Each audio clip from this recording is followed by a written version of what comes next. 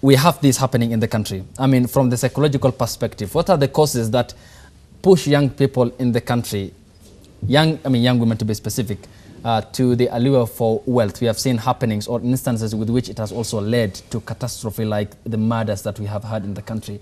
And also, to be on the fair point, it's vis-a-vis what happens on the other end, because we also make sense of young boys, young men who are also venturing into that arena. I mean, what are the causes that psychologically push them to that extent? Well, thank you very much, and thank you for having me. There are two angles to that. One of them is the very obvious one, the issue of the peer influence. And peer influence happens not just among the adolescents, but across all ages.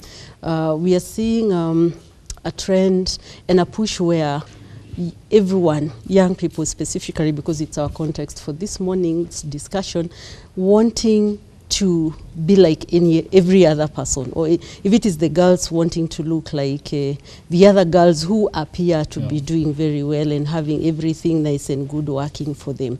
And so there is the push to, I'll do whatever it takes in order for me to fit in, because then I look cool if I am fitting in. And for me to fit in, it doesn't matter what I am going to do, whether it means going around with a bit older men. Also what we are seeing on the social media, a lot of it, you know, the young girls, the socialites who look like they are making it, and young people want to emulate them just because of the social status that they are in. The other angle, from a psychological point of view, we are talking about women, goes back to the developmental stages and what was happening, especially the first 6 years of life. And for a girl who didn't grow up with a father figure, and let the men listen to this, for a girl who didn't grow up with a father figure in their life, at that age 3 to 6, girls want to be close to the fathers and to identify with the fathers. And it is at this point where now they develop that bond. And for this girl who did not have a father figure in her life, grows up with that void and that gap. And when they get to adolescent and slightly after adolescent and into the young adulthood, they are actually looking for the father that they never had. There's that absence. There's that absence. Just like the boys 3 to 6 will grow very, very close to their mothers, and they want to identify with that figure. When they get into the adolescence and, you know, late adolescence and young adulthood, then they will be looking at a very unconscious level for the mother that they never had. Okay, Betty Adera, before I come to you, allow me to say good morning to Job Akuno, who joins us on the set, is adolescent HIV expert, EGPAF Kenya. Good morning, Job. Thank you so much for making time. Of course, the traffic is not a piece. No, don't worry.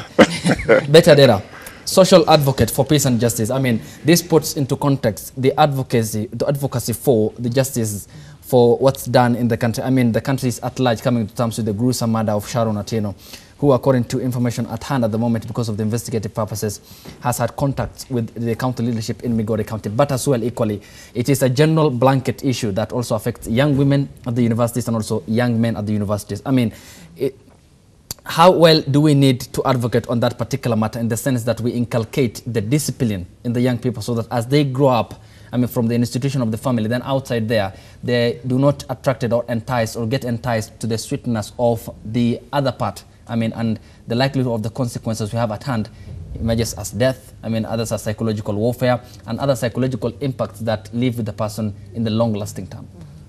Thank you, Abdi, for having me here today. And I want to first and foremost start by expressing my extreme condolences to the family of Sharon, and to appeal to my fellow Kenyans to accord that family the privacy that they need to mourn Sharon and eventually bury her. And coming from Migori County myself, this is a matter, you know, that touches me, you know, to the core. Now, for me, I think I would take a much broader, more structural approach to this particular issue. And first and foremost say that I condemn in the strongest terms possible, you know, the murder of Sharon. Many people have showered her with all manner of things, you know, that are not very nice. But think about it this way. This is somebody's daughter. This could be your own daughter. This could be your own sister, your own niece, your own friend. And I think for me, I look up to the system to ensure that everybody who was involved in one way or another is brought to book. Now, having said that, Abdi, for me, I want to look at it from a perspective of a young woman just doesn't happen to be in an institution of higher learning. Okay. All right? She was born somewhere, she grew up somewhere, she learned things or should have learned things or should have been taught or protected. Okay. Same to the young boys as well. And we see that the minute they get to this higher institution, they sort of like tend to start living a double life. You know, at home, they pose this type of a face. Okay. Back in school, they have a different, you know, type of face. And many parents, you know, look at their young women, and especially young women, who start bringing in income. They're building for you a house, and she's buying you a car, and she is a student.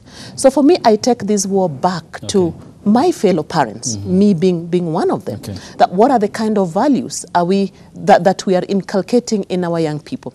Can we begin to redefine the value around money? Can we begin to redefine what success means? Because what it means to me is different, you know, for everybody. Yeah. And to young people in this generation, I think we need to converse carefully and tread carefully with them to understand properly the kind of values that society expects to see around money. So that when you're defining yourself as successful, what does that mean?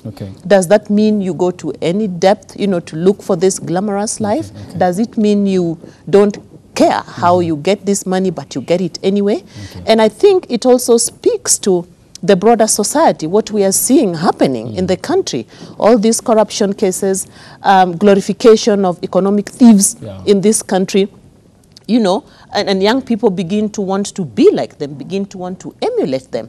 And I think we need a national dialogue around this. Betty Ndano, being a student at Riara University, and of course being a university student for that matter, I mean, university students, both male and female, are on the spotlights pertaining this particular happening in the country. Of course, to be fair, also young men have been allured on the other part, but it hasn't been as scandalous as young women are.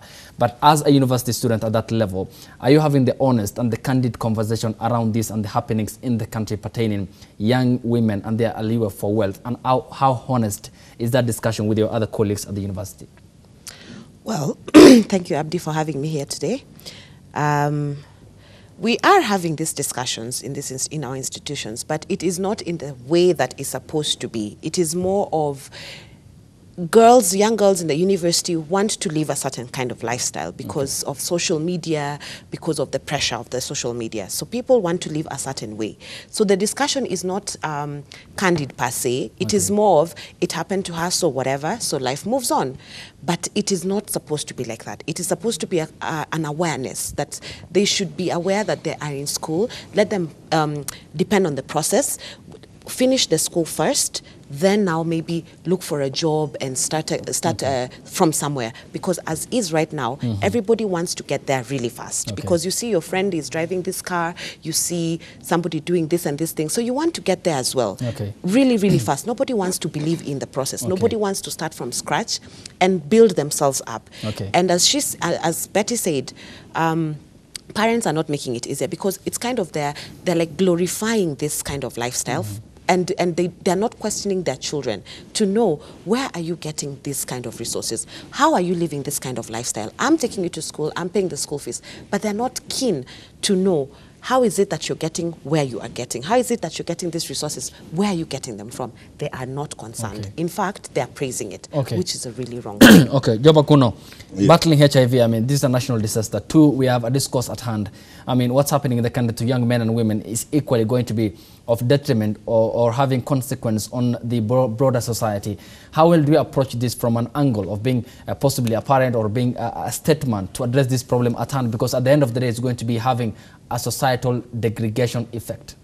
Yeah, thanks, Abdi. And let me just state that I work for Elizabeth Glazer Pediatric AIDS Foundation, abbreviated as EGPAF, which is largely an organization working on issues of children and adolescents when it comes to matters of HIV and AIDS. And just listening to the conversation that we're having today, I think we are looking at one side. I come from a community that has a saying that before you blame the chicken, you must first of all chase away the mongoose. So everyone is now focusing on Sharon. Okay. Sharon is a victim in a society where, you know, we are not looking at the sex exploitation that comes with it, because we are looking at a situation where we have older men with the money who are using the power of the money to then influence the decisions of these young people who are still growing, who need support. So the conversation ought to also be in terms of what are we doing about men, because the structure of the society is around men and how we form the notions of what these relationships are about. And so if a man presents money as a mode of, you know, communication and influencing these girls, we also need to have that strong conversation, because it's not any different from a man who is using their position in the office to really take advantage of a lowly tea girl. So it is the same conversation. Now these girls who are growing up, naturally every one of us wants to be successful. And therefore, in light of this conversation about our measures of success, there is also these men who are taking advantage of their positions, be it positions in terms of the role they play in the society, or be it the position in terms of you know, the powers that come with those offices, or the power that comes with the money. And so this conversation, apart from the death, Sharon is just a case that now highlights the death. But it also exposes these other girls violence. It exposes them to, you know, HIV and other ills. And therefore, we need to open up this space so that we also just don't focus on the victim, but also focus on the perpetrators and what kind of a value system we are having in men. And of course,